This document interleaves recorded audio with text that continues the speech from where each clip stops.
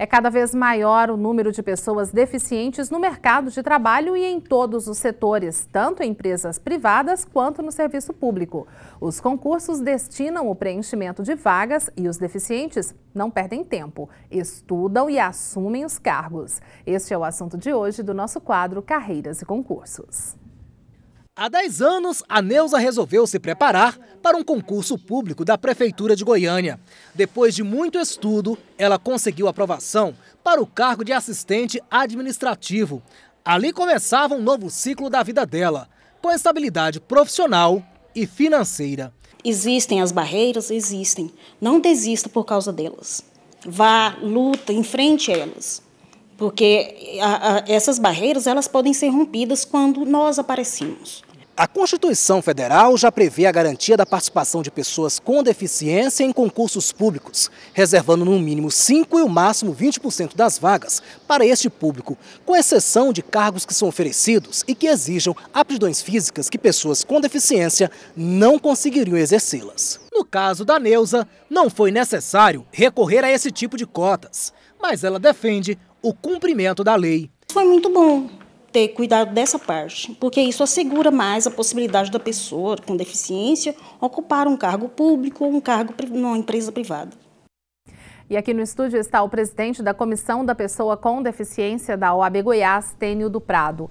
Olá, Tênio, boa tarde, tudo bem? Boa tarde, Lira. Tênio, como está a questão hoje mesmo, o que tem sido cumprido em relação a isso, a pessoa com deficiência nos concursos públicos?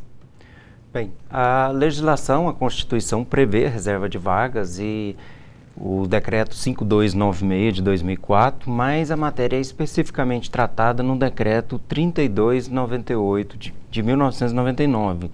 Lá especifica os detalhamentos e o mínimo seria entre 5% e 20% de reserva de vagas. Mas normalmente o que se vê nos editais é 5%, é o mínimo. É o mínimo. Nunca chegou aos 20%, Tênio? Raramente chega. Quando o órgão contratante ou a empresa que faz o concurso, ela tem uma consciência maior sobre a questão, eles chegam a 20%. Em relação à pessoa com deficiência, a gente até falou aí um pouco mais cedo sobre um grande número de acidentes com moto que acaba levando, é crescente, infelizmente é crescente o número de pessoas com deficiência. No Brasil e no mundo, especialmente nas cidades onde possuem maior incidência com acidente de motos. Então, para você ter uma ideia, em 2000, segundo o IBGE, o censo de 2000 apontava uma quantidade em torno de 25 milhões de pessoas no país.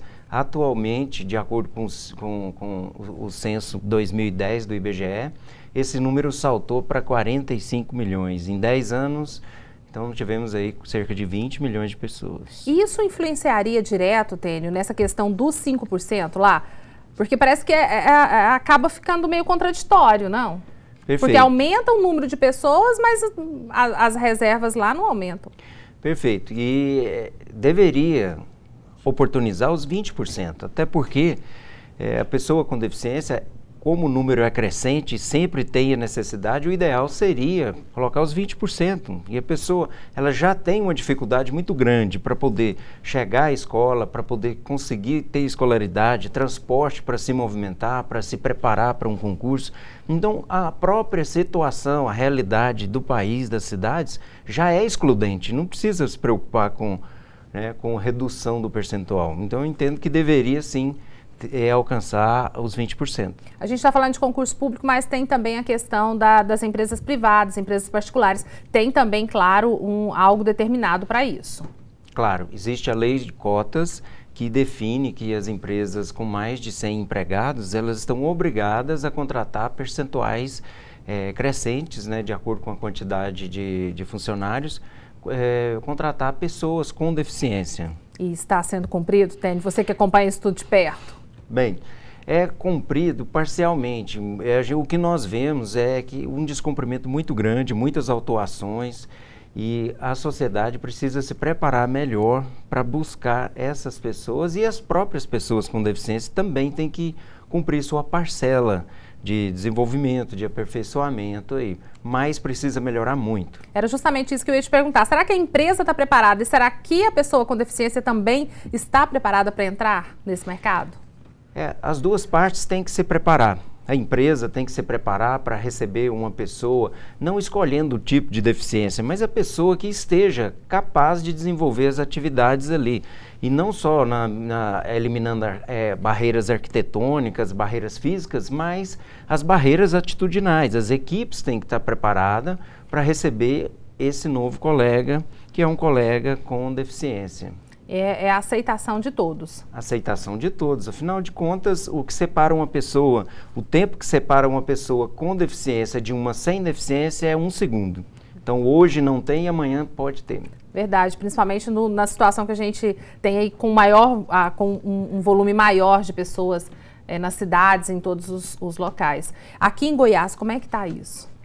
Bom, aqui esse cumprimento. Nós temos uma fiscalização muito severa, a Delegacia do Trabalho cumpre com muita competência a sua atividade, e o Ministério Público do Trabalho, né, na pessoa da Procuradora-Geral, Procuradora-Chefe, doutora Janilda Guimarães, ela é bastante atuante. Então, todos os órgãos públicos que têm a competência de fiscalizar e acompanhar o cumprimento dessas cotas são bastante atuantes, e já foi realizado, inclusive, um congresso sobre essa empregabilidade da pessoa com deficiência, visando aperfeiçoar o desenvolvimento das próprias empresas com relação à conscientização, à legislação e etc. Então, tem feito um bom trabalho nesse sentido, mas muito ainda tem que evoluir. Tênis, só para a gente encerrar aqui, a pessoa com deficiência, de repente procura o mercado de trabalho ou procura o serviço público através do concurso, claro, e tem algum problema. Onde reclamar? De que forma fazer isso aí? Onde buscar os direitos? Bom, com relação aos concursos públicos, existem algumas atitudes que são excludentes, que impedem, e essas atitudes, elas são inclusive criminalizadas hoje com penas de 2 a 5 anos.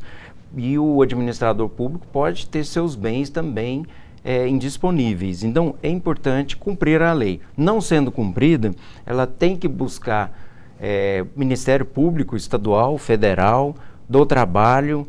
Ele tem que buscar, pode denunciar na própria OAB, pode denunciar, pode buscar um apoio jurídico através de um advogado.